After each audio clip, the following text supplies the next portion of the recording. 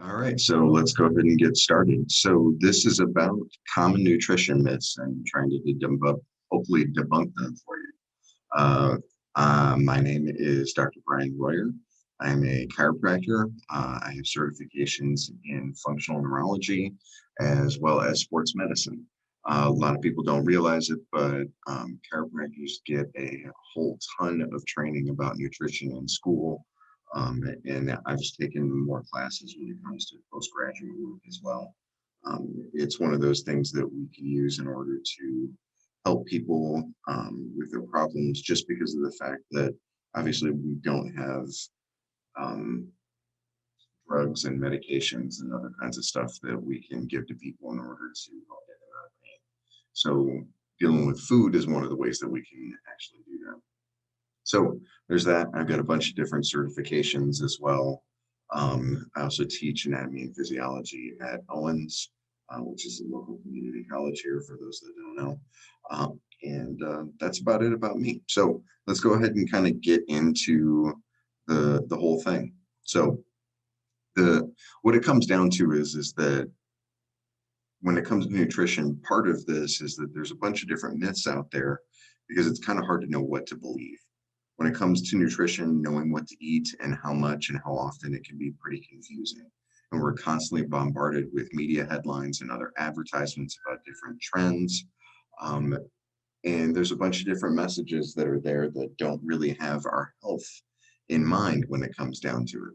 You know, when you think about it, the grocery store does not have your health in mind. If they did have your health in mind, then they wouldn't be putting chips and stuff that's bad for you in the end caps, because those end caps are going to be things that have the tendency to uh, sell you things a little bit better, right? And an end cap is at the end of the aisle. That's what the end cap is.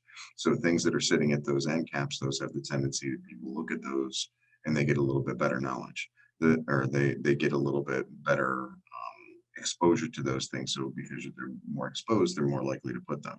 So things that are at eye level, they're going to put things at eye level that are going to be things that are more expensive and other kinds of stuff like that. But again, things that are going to be big sellers, right?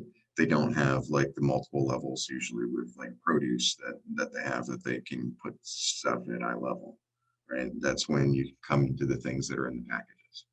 Um, so basically what it comes down to is that public knowledge is one of these things that is highly affected by these food companies. And then the advertising, there's also government guidelines, and then there's lobbying that comes down to it with the food companies. So there's food companies and there's all this other kind of stuff that pushes different agendas in order to, have different things worded in certain ways. So everybody knows like the what used to be the food pyramid that we would have like from the government, and then that ended up getting switched and it became my plate. But basically, and I have a video that's on that on YouTube. So that'd be something to go check out if you have the opportunity. But when it comes down to it, you know, there's a whole lot of stuff that goes into this, and just changing the language from, eat less sugar to eat, you know, telling people to eat less sugar is something that the sugar lobby will basically fight, because they don't want people to say eat less. They'll just say eat it in moderation or something like that, right? So they'll change the different wording behind it. But what it comes down to is that there is science behind this kind of nutrition, right? There is stuff that's there, but it's an area that constantly has to get evolved, and it has to respond to different health trends and stuff like that. So things that are happening in the public. So people noticed that the heart attacks started going up in like the 70s and stuff like that. So they ended up changing things, and they started pushing, and they thought that it was because of the high amount of fat that was in home cooked food was the reason why people started having more heart attacks. So they started changing the food, and everything was like low fat. And because you pushed low fat so much, they increased the amount of sugar that was actually in the foods, because fat and sugar are the two things that make things taste good. So it's one of those kind of things that the reaction to pushing one thing is to swing the pendulum in a completely different direction and sometimes push things a little bit too far. Another thing that's kind of an interesting kind of thing to look at is that, and this is not to knock medical doctors, but they don't know nutrition for the most part. There's obviously going to be some people that are going to be way more knowledgeable than others, but most medical doctors don't get taught nutrition on a regular basis in school. And then on top of that, not only do they not typically know it, they're also not incentivized to teach their patients about nutrition, because that's going to be something that typically takes time. And it is way easier to see more patients, prescribe a pill, and then move on to the next person or send them off for some kind of a study. So there's a bunch of different things that kind of goes into it. But just to kind of like, demonstrate the point on some of this stuff is that you can go through and you can have food slogans, right? You look at different food slogans, these are things that, I wonder now, like with, Netflix and people being able to like push things and not necessarily have as many commercials as what we used to in the past. But I'm sure that the majority of people that are watching this are going to know exactly what I'm talking about when I have one of these food slogans that pops up. So when this pops up and says, "I'm loving it," you know exactly what the company that has that as their slogan. Finger looking good, taste the rainbow. They're magically delicious. Melts in your mouth, not in your hand. There's all these different things that are things. Some of them are a little bit older, maybe like where's the beef? But these are things that people still associate with the different brands that are there. And not only are those, a bunch of those are going to be just different fast food restaurants or candies or, cereal that's not so good for you and stuff like that. But you also have other stuff like got milk, right? So just that and the slogan and the campaign that was pushed behind that. Most people don't realize, like, got milk, who is actually like paying for that? That was actually the California Milk Processor Board. They coined that catchphrase and then they pushed it because that gets people to drink more milk, and that's what they want. The other one is going to be pork, the other white meat. And the thing that's interesting about that is that is the National Pork Board. So the people that are going to be representing all of the farmers, that produce pork, that's going to be the thing that they did. So that was obviously a very successful campaign, but that was trying to basically capitalize on how much the people ate chicken to try to get people to eat pork more. But the thing that's even more interesting about that is that according to the USDA, pork isn't actually a white meat. It's still a red meat, but that's a different kind of a story. So there's a bunch of different things that are out there, and there's a bunch of different information that's out there. So let's just kind of go through some of these different myths that people think about, and hopefully like just take them apart one by one, hopefully. Okay. So myth number one, all calories are created equally. That's something that you'll hear people talk about a lot. When you end up having different calories and different stuff like that, they say that fat is going to be the exact same that protein is and everything else, but that's not true. Again, this is because the body is going to help to use and store calories differently depending on the nutrients that is in each different food. So in order to understand how calories differ, let's take a little bit of a look about nutrients and how the body handles them. So calories that you're talking about in food are basically described in terms of density. And there's different things that are there. So the main different groups that you have are what we call macronutrients, and different like density of the macronutrients. There's different calories in each of the different types of food. So when you talk about some foods are going to have more calories, some are going to have less. And what I mean by that is that you have things like fats, alcohol, carbohydrates, proteins, and basically you have all of these different things that are listed typically on foods that have labels. But when you break it down, 1 gram of fat ends up having 9 calories. So there's a whole lot more calories in a gram of fat than there is in some of the other stuff. Protein has 4 calories per gram. Carbohydrates has about 4 calories per gram. Carbs, or like the fiber and stuff like that, depends on who you talk to. Sometimes people don't count it as having any calories, but some people will count it as being maybe 1.5 calories or something like that. So it's something that you can maybe digest a little bit, but it's not really digested. And the other one that's important is to know the 7 calories when it comes to a gram of alcohol. So again, alcohol is going to carry calories, and that's one of the things that's there. So because of all that kind of stuff, again, there's going to be a little bit of a difference when you're eating 300 calories of chicken versus 300 calories of cake, right? There's other things that kind of go in with that as well, is that fat in and of itself almost takes no energy for you to process. For you to take fat and to kind of break it apart and to use it as energy, or for you to convert it into fat that you store in the body, then almost takes no energy whatsoever. So carbs, on the other hand, again, there's a little bit of a requirement for energy conversion, but it's actually really small. Protein, on the other hand, uses about 20% of its calories, and depends on who you talk to, but 20, maybe 30% of its calories to be processed in order for it to use as energy. And without boring anybody too much, that's basically, there's different groups that are on the protein, where you have an amino group and other kinds of things that need to be clipped off, because that's not something that's used in the process to actually like make the energy. But multiple different processes are going on when it comes to all of that. And again, you have to basically get the protein ready. So you have to use ATP and energy within the cell in order to actually break down protein so that it can be used. So that's just basically how it works. The other thing is that when it comes down to it, different calories are going to have different effects on the other the other things within the body as well. So carbs have a major impact on the body hormones. So when your carbs end up getting low and your blood sugar ends up getting low, again, that's going to be where you release some glucagon, but you also release something called cortisol. And cortisol is something that is basically associated with breaking things down. It's associated with being the stress hormone.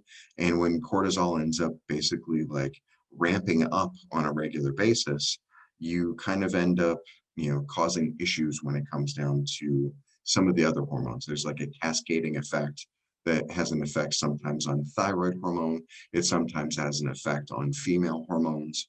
So there's a multiple different things that happen, and food is going to be one of the ways that you can actually control that.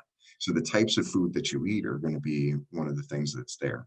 So just because someone is eating calories doesn't mean that the calories that you're eating, like that, they don't matter. The type of food does definitely matter, right? So that's part of it, and we'll kind of get into some of that, maybe expand on it a little bit more here. So the next one is talking about carbs make you fat, and that's not necessarily true, right? And most have heard that kind of stuff. Again, there's many popular diets that's based on this myth that carbs make you fat, but carbs aren't the enemy when it comes down to it. Carbs are essential. You have to have them for the most part. You can go and you can do a keto diet, but that is going to be a hard kind of a thing to basically do long term. But carbs aren't really the enemy, right? The problem is that things swing too far, where you go from a low fat diet to a low or a no carb diet.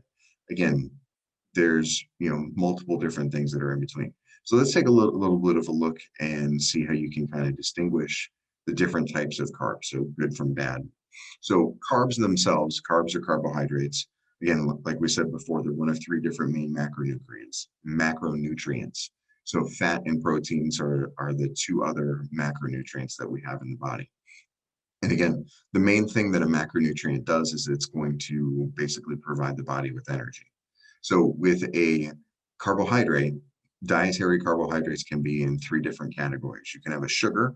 So a sugar is going to end up being, anything like sucrose or any of that kind of stuff. That is a sweet, sweet tasting. It's a short chain carbohydrate that's found in foods. So examples of that are going to be glucose, fructose, galactose, sucrose, right? And sucrose is the name of, basically the scientific name of table sugar, right? And that is a combination of 2 different types of monosaccharides. So glucose and fructose, basically. So you end up having starches. Starches are going to be where you end up having longer chains of glucose molecules. Again, they don't taste necessarily sweet. They kind of have a little bit of a sweet taste when you put it on your tongue, because your body starts to break them down almost immediately. But long chains of glucose molecules, eventually they get broken down into smaller glucose molecules when you get into the system. And then you end up having fiber. So fiber is going to be something the body can't digest.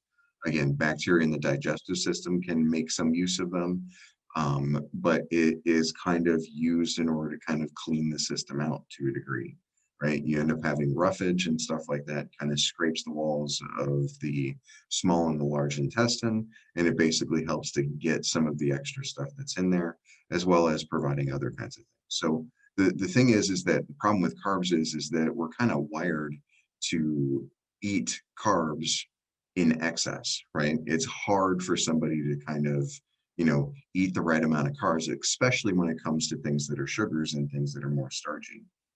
Your body is going to turn carbs into fat, and it's one of the ways that you can store it. So that's one of the reasons why people have issues with carbs.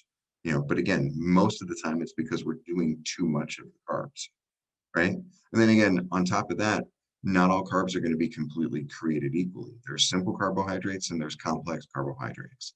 You can also look at them as being, as opposed to being complex, you can look at them as being a whole carbohydrate versus being refined, right? So refined is going to be something where you're going to have the outer section of the carb is going to end up being stripped and ripped off. It makes it easier for you to digest. It makes it a little bit sweeter, and that's just kind of the general process that happens with that.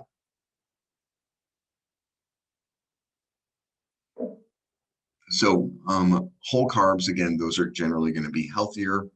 Again, they're unprocessed. They contain fiber that's found naturally within food. Again, they have vegetables are going to be part of it, whole fruits, legumes, potatoes, whole grains. Again, whole food sources of carbohydrates are going to be commonly loaded with nutrients, right? So you're eating the whole thing. So again, when you're talking about juicing, juicing isn't going to be eating the entire vegetable or the entire fruit. You are going to have some like fiber that's going to be in with that, but you're not eating the main roughage that you end up getting with the rest of the fiber, right? But refined carbs, on the other hand, those are going to be uh, beverages that are sweetened with sugar, whether or not it's like coffee or fruit juices or, like colas or, different stuff like that, carbonated beverages, you know, call it pop, call it soda, and call it what you want.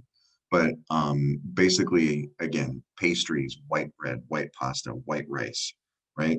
All of those things are going to end up being refined, right? It's easier to kind of get through and it's easier to cook them. Again, carbs are going to be highly processed.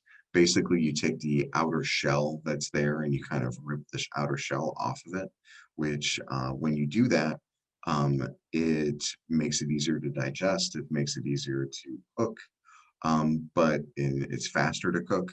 But you also are going to be taking essential nutrients from those foods, which they try to put back to a degree. They try to take some chemicals and they add it into flours and stuff like that. Like white flour and stuff. They'll basically try to add some different things in, but you're not really getting like, a good sources of this stuff, at least as far as I'm concerned.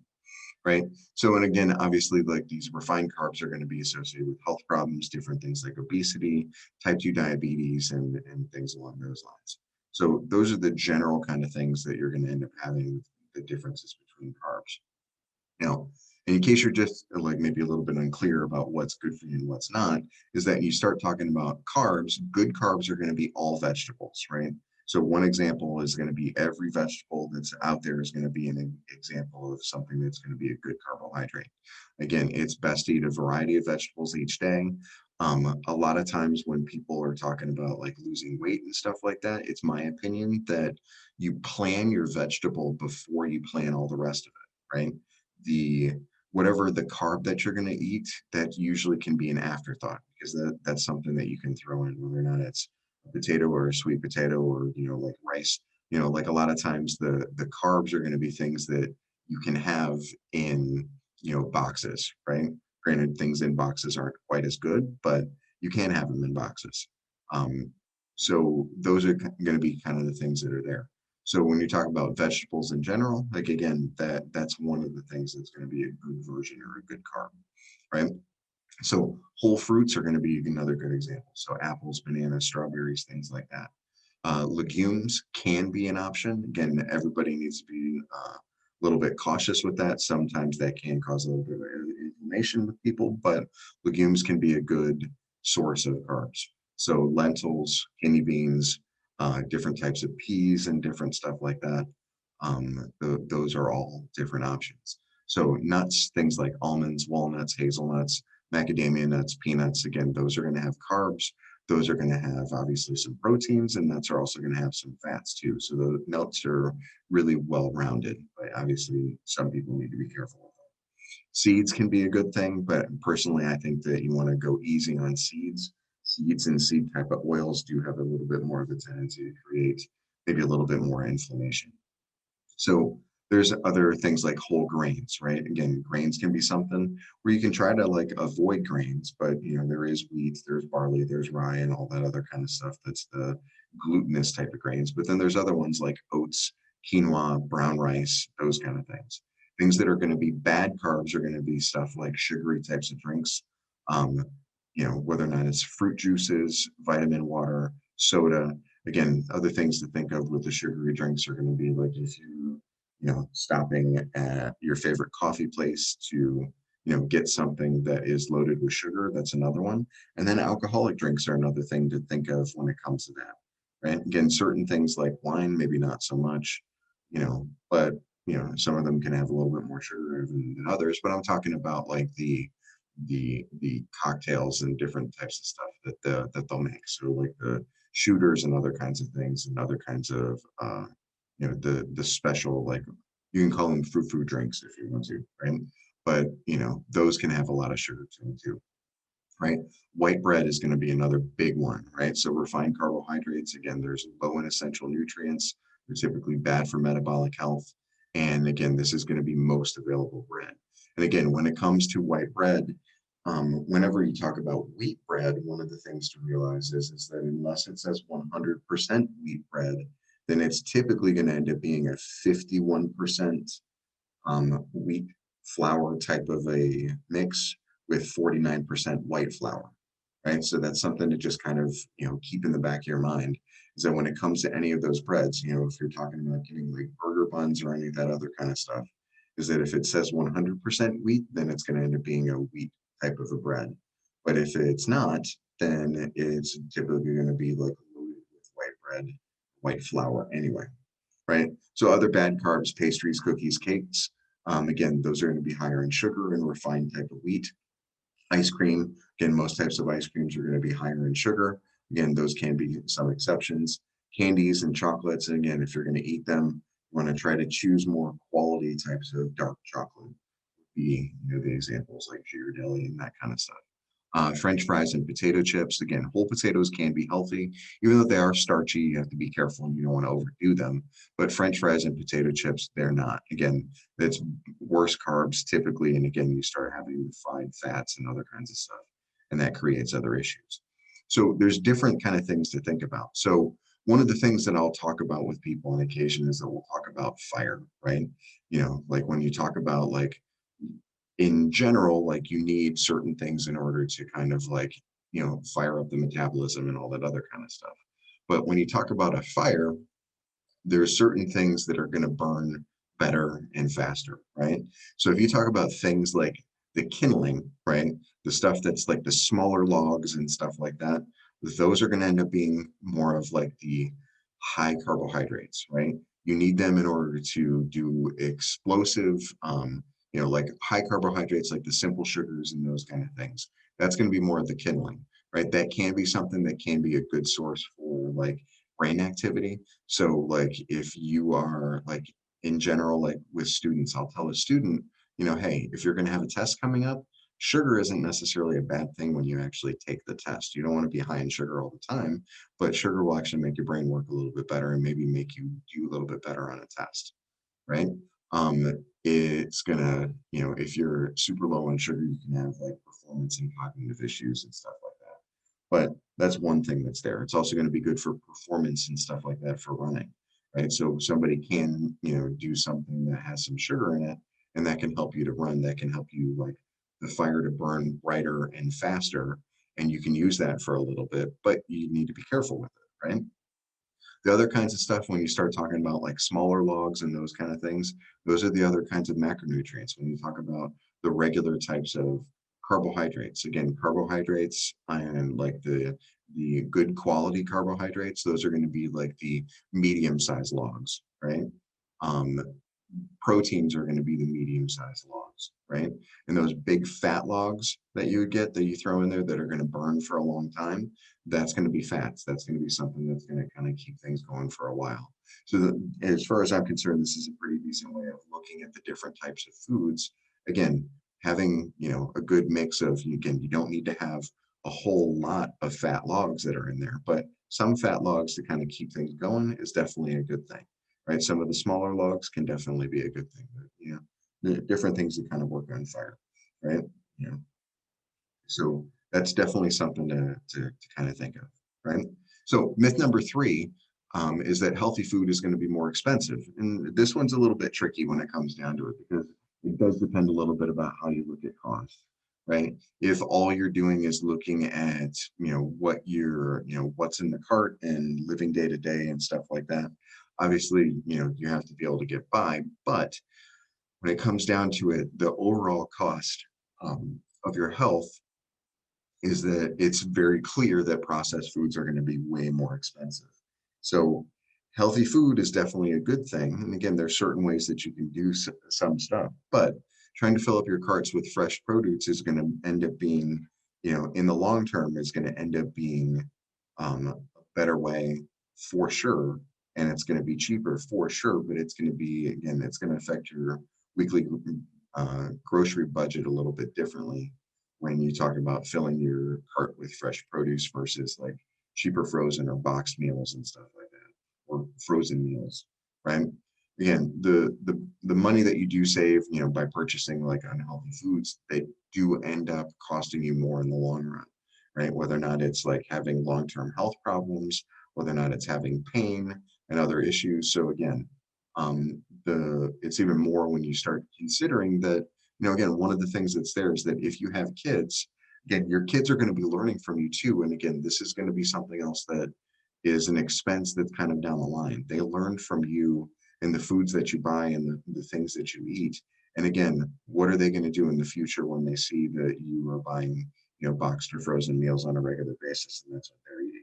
Again, I know everybody's different and everybody's got different demands on time and stuff like that. But again, in an ideal world, like they should, those kids, if they can learn how to cook, that is like a life skill that, you know, is going to extend their life if they know how to cook versus, just getting stuff out of boxes, right? So it's something to kind of look at that way. But that's a whole thing that we could get into probably in a different talk if we wanted to. But again, the things that we use to fuel our bodies are going to help to determine how we, like how efficiently that we would basically burn energy. If you feel sluggish all day, if you're fatigued all day, um, that's going to be part of it. And whether or not you're treating conditions associated with being overweight, um, like people can end up getting sick and you can lose wages from that. So that's something, all of that stuff can basically affect the bottom line. So spending a little bit more in healthier foods will definitely save you more money on healthcare costs, right? And then there's just so many reports on how there's been, how the impact of how we eat and how spending a little bit more on the healthy food can reduce healthcare costs over time. So some of the ways that you can actually do some of this and eat on a budget is that, try to get your grocery bill down, but try to eat a little bit healthier, right? So a lot of times what you can do is you can try to figure out what the most expensive thing that you buy is. So think about that for a sec. So when it comes down to it, a lot of time, meat that people buy on a regular basis, maybe dairy could be a little bit more on the expensive side. So depending on how much that you buy of those things, maybe, we'll talk about a little bit later of how much meat is actually something that you need. So again, purchasing a little bit less of those items, you can use some of that money that's there in order to maybe work that over towards the fresh produce, right? Again, that's going to help to contribute to the healthier diet overall. Again, if you're worried about protein, again, beans, quinoa, eggs, those are typically going to be cheaper than meat type of products. So like switching out, and again, it doesn't have to be all the time. And I'm not saying that everybody needs to be vegetarian, but occasionally swapping out the meat heavy meals with more plant-based alternatives, that can sometimes help cut down costs as well. So you can occasionally have, you don't absolutely need to have like meat or protein loaded up on every single meal. Again, most of us get more than enough protein. So again, if you have a pantry that's filled with cookies and chips, reallocating some of the money in order to buy less of those cookies and chips can be something that you can use towards the produce, right? So local and seasonal produce, again, there's usually going to be, um, there's always going to be produce that is out of season that is going to be shipped from way far away. So if it's shipped, there's, issues on quality and other kinds of stuff like that. Like if it takes you 3 days for it to get there, how much healthier is it really? Um, so, local types of stuff, local produce. Again, I encourage you to get out to farmers markets if you can, because again, that's going to be supporting something that's local, and that's going to be usually like, really, really good. It's going to be really healthy, and again, obviously, that's going to be something that's going to be local and seasonal. So uh, there's other ones that you can have, like other things, so like discounted stores that you can find for produce. Some produce may have like a shorter storage time. Again, some foods need to be prepared and consumed a little bit faster than others. Um, and then other things like helping to try to reduce food waste. So making sure that you're not constantly throwing away food on a regular basis, right? If you are, figure out why, right? Is it going bad? Are you making too much of it and then throwing it out? Buying and prepping the right amounts are going to help you cut down on costs as well. So there's a bunch of different stuff with that, and hopefully, making it a little bit more affordable. The fourth one is going to be gluten-free is the way to go. Now, this is one of those kind of things where it depends on the person for sure, but there are some people that go with gluten-free as being a fad, right? So there are lots of gluten-free foods. There's a lot of people that decide to go gluten-free, but just being gluten-free, just to be gluten-free is not going to be something that is going to be great for everybody. Like I personally think that, people should try to reduce the amount of gluten that they eat on a regular basis, but I don't think that people need to go gluten-free completely, right? But again, the only people that need to do it are going to be people that are gluten sensitive or people that have celiac disease, right? And those people are going to have to avoid gluten at all costs. But the only way that you can determine that for sure is with medical testing and then doing an elimination diet. Sometimes people can do an elimination diet, but if you don't know what you're doing, it's really hard to eliminate gluten completely. So there's different sources that are going to be available. So, there's different stuff that's there. We actually have a website that we support called glutenfreetoledo.com. And that has things that are in the Toledo area and restaurants and different types of food products that my wife, who is gluten-free, and her sister and my office manager, Chelsea, who's also gluten-free. So, but like I said, just because a food is gluten-free doesn't mean that it's healthier for you. Sometimes people will try to make up for the fact that it's gluten-free and they put other types of stuff in it. So gluten substitutes sometimes can increase the calorie count. Just because that it's a gluten-free cookie does not mean that it is going to be a calorie-free cookie, right? So there's a bunch of different stuff that's there. I do eat gluten-free on a semi-regular basis, but I'm not gluten-free myself just because I'm not making my wife make fully gluten-free types of foods. I'm not making her make gluten foods for me, right? But we do have some stuff that's in the house, getting the kids are not gluten-free, but, kind of go from there. But again, there's multiple different ways that you can go with it, but it is in general like one thing to kind of keep it in mind. It's not just being gluten-free is not a weight loss tactic, right? It is something that you're doing for your health. Okay. So low-fat foods are going to be better for you, right? That's myth number 5. So when it comes down to our weight, again, this is the thing that ends up being the issue is that the low-fat option is something that was pushed for a long time. This is like an 80s and a 90s kind of a thing for the most part. So you end up having like a lot of foods end up being low fat. People are like drinking skim milk and stuff like that, right? So again, that intention that you might have in order to eat better, right, may go off the rails by eating low fat, right? So low fat is going to be typically that gets loaded up with salt and carbohydrates. Because again, the way that you make things tasty, and I said it before, is fat, carbohydrates, and then salt. I didn't mention, but salt is going to be the other thing that is going to make things tastier. So if you have more salt, if you have more carbs, if you have more fat, that's going to be something that's pretty tasty, right? Again, depends on the thing that you're making, right? I wouldn't just load all of that together, but you know what I'm talking about. So the idea is that low fat, because it's loaded with the other things, it ends up basically canceling it out and it causes other problems that are there. Again, the issue is that fat is going to be something that is satiating, right? Fat is something that actually helps to fill you up and it makes you satisfied with the food that you've eaten. So by reducing the fat, you typically have to like load it up, and people aren't loading things up with like carbohydrates. I'm sorry, they're not loading things up with like um, fiber, right? And vegetables, they're typically like replacing it with something that is, again, low fat that ends up having a lot of carbs to it.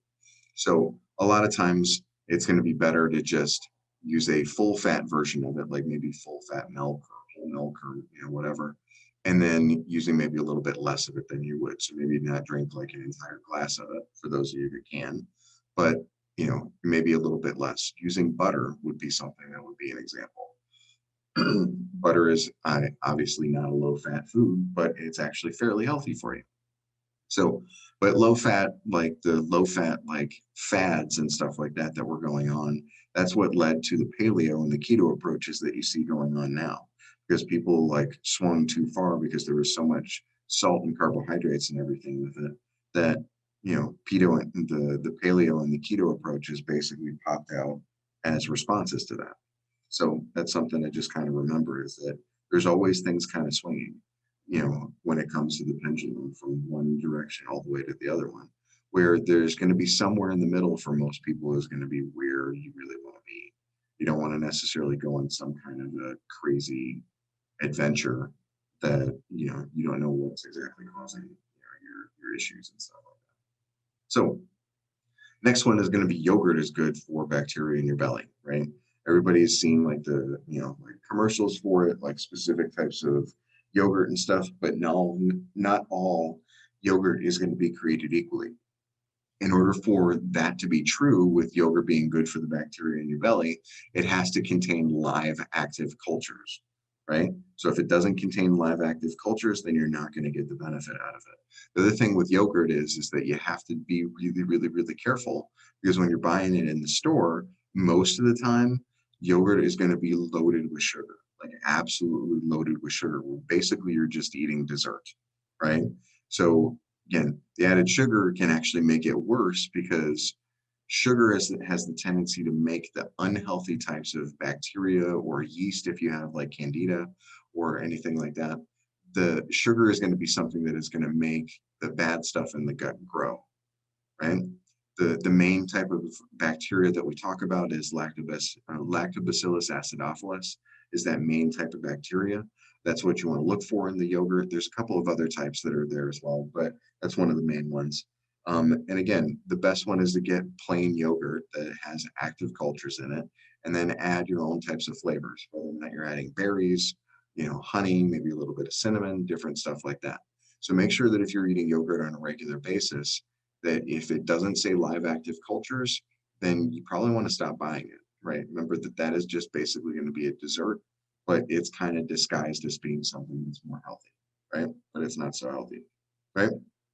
Myth number 7, egg yolks raise your cholesterol. Eggs are one of those things that have gone back and forth on a debate of what's actually like healthy. Like eggs were healthy, eggs were not. Again, when things were, back in the day when everybody was concerned about low fat and no fat and all that other kind of stuff, like that was something that people would get rid of is that they would get rid of the egg yolks, right? Egg yolks are going to have certain things like some dietary cholesterol, but basically research has proven that dietary cholesterol does not really have anything to do with your blood cholesterol levels. It has more to do with your genetics than anything else, right? Um, Eggs are one of the best foods that you can actually eat, right? Not everybody can take eggs. There are going to be some people that are going to be sensitive to eggs. But when it comes down to it, eggs are going to be one of the healthiest foods that you can eat.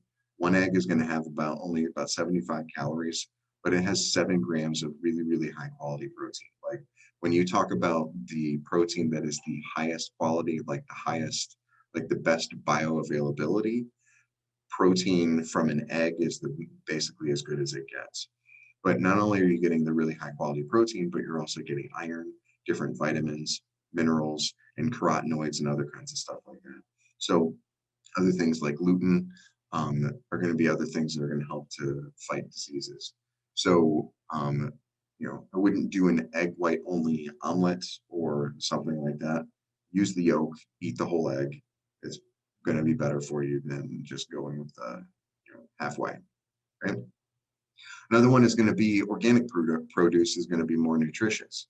So the thing about buying organic is that organic can be really good, right? And it's something that people will promote on a regular basis. And I do personally think that it is going to be healthy for people to eat organic more regularly than not. But the problem is that there's not really convincing evidence right now that there's much of a difference between conventional and organic produce, right? The nutrition is about the same. The thing that you could argue more than anything else would be like the lack of pesticides on the organic produce is going to be something that in people can be chemically sensitive to some obviously foods and other kinds of things. If you are chemically sensitive, it would be a better idea to go organic. But for the most part, the actual like nutrient contents on the inside of the food is not going to be all that different, right? So there are things like locally grown food, seasonal food items that you can do if you can't really afford the price of organic produce. Again, a lot of times the locally grown stuff is going to have maybe less chemical exposure. They don't have far to travel, so they don't have to, hit them with different kind of chemicals and other kinds of stuff. So they're usually harvested right around the time that they end up being available. And I should say they're harvested around the time that they're end up being like actually like ready to be eaten. So the nutritional content is usually a little bit higher. So there's going to be like the nutritional content in like a carrot or broccoli there's a certain day that it's going to be the highest, and that's usually when it should be harvested and eaten, right? Once you harvest something like broccoli or any of these other kind of things, the longer that it waits, the longer that it's basically dead. And the longer that it's dead, the less nutritional content that it'll actually have. So there's different stuff like that. Another thing that you can also do when it comes to organic produce is that if it's something that you're going to eat the outside of the fruit or the veggie, right, then it's going to be more important to maybe lean organic, right? So if it's an apple, maybe it might be a better idea if it's organic. If it's a banana, then it doesn't really matter so much if it's organic or not, because again, you're peeling the outside. If you're having potatoes, right, and you're peeling them, again, they're not necessarily going to have like spray on them specifically, but again, if you're peeling it or if you're doing anything else, then it's probably a little bit less. But like I said, if you're eating like a whole apple, then maybe you could lean a little bit more organic, right? So it just kind of depends on the situation. So another myth is that it is best to eat many small meals throughout the day, right? So there's a lot of claims that small, frequent meals throughout the day can help increase your metabolism, and there's not a lot of evidence that backs up the claim. The idea is that whether or not you're eating 2 to 3 meals a day or 5 to 6 smaller meals, then the outcome is exactly the same on the total calories burned. It's usually about volume, right? Because again, if you're eating 2 to 3 meals, the reason why the not eating 2 to 3 meals, the reason why you shouldn't maybe not do that would be that a lot of times people skip meals, they get super hungry, and then they end up eating more calories in those 2 meals that they would have, or those 3 meals, than they would if they would have, broken them up throughout the day. But then again, there's other people that when they're talking about the 5 to 6 smaller meals, maybe those meals aren't necessarily as small as what they should be. Maybe those meals are a little bit bigger, and that ends up causing problems, right? So eating small meals throughout the day, they can help curb your appetite and stuff like that. Um, Again, basically, they can help prevent excess hunger sometimes, but the benefits basically stop there. It's the same kind of thing when it comes to like if somebody's doing something like intermittent fasting, right? Intermittent fasting can be a good thing. I don't personally think that it's like a long-term everyday type of a solution in any means. But when you talk about intermittent fasting, basically what you're doing is that a person, again, depending on the day, and there's different versions of it and stuff like that, a person might decide that they're only going to eat between like 2 o'clock and 7 o'clock, right? And that's when they're going to have all their meals during the day. And then outside of that, they're not going to eat. But again, the thing about intermittent fasting is that it usually restricts the amount of food and the amount of calories that a person puts into their face, right? So if you're doing intermittent fasting and you're still getting all the same calories that you would normally, and nothing's going to change. So that's definitely something that is something to think about, right? So the next one is that people who work out need extra protein. And again, this is partially true, but not super true, right? Like, I guess the best way to say it is that you are going to have some differences between athletes and non-athletes. You're probably not going to see much of a difference with most people, right? So I'll explain that a little bit more. So when you talk about, like, again, Olympic athletes, professional athletes, but again, the average person doesn't need to have a whole lot of additional protein when you're working out. So the issue with it, and the reason why, is that most of us are already consuming way more protein than what we need to, right? The average person consumes about 80 grams of protein in a day, and that's about 146% of the recommended daily intake for somebody who's 145 pounds, right? So let's kind of take a look at it and see how much maybe that you actually need. So how much protein do you need? So protein, like carbs, is, again, it's a macronutrient, and there's different ideas or different scales per body weight that you can actually use, right? So the recommended daily allowance for an average adult, right, and like a normal healthy adult, sedentary type of thing, is going to be something that is, again, somewhere between 10 and 35% protein, but they recommend getting around zero 0.8 grams per kilogram of body weight, right? So there's a couple of different things. So you can take, again, 0.8 grams per kilogram per protein per kilogram of body weight, or if you want to do it per pound, like you can multiply um, your body weight in pounds by 0.36, and that will give you the amount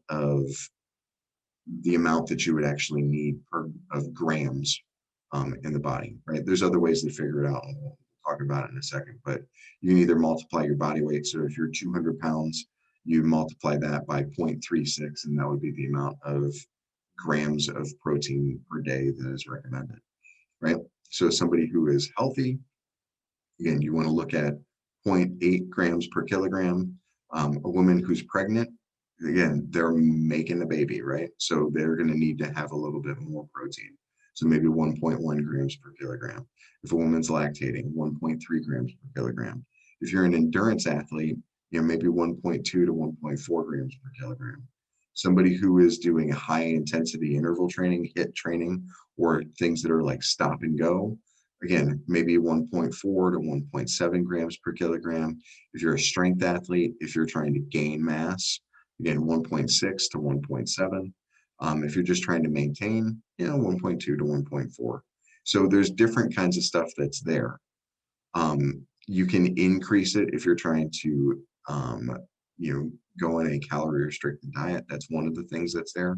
So basically, like I said, you can either take your body weight in pounds and basically multiply it by 0.36. It's probably the easiest way, but you can also take the amount of how much that you weigh in pounds and convert it into kilograms.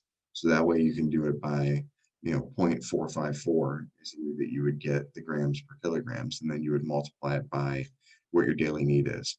So if you took your body weight and you multiplied, let's say 200 pounds by 0.454 times zero point 0.8, that would give you the amount that you would end up needing, right? So, um, so for example, again, if you weigh 140 pounds, if you multiply 140 by 0.454, that equals to 63.56 kilograms. And then you multiply that by 0.8, and that gets you to 63.56 grams of protein, right? So basically what happens is that when you talk about protein servings, though, things end up being a little bit different. So ounce for ounce, there's going to be different levels in different protein content.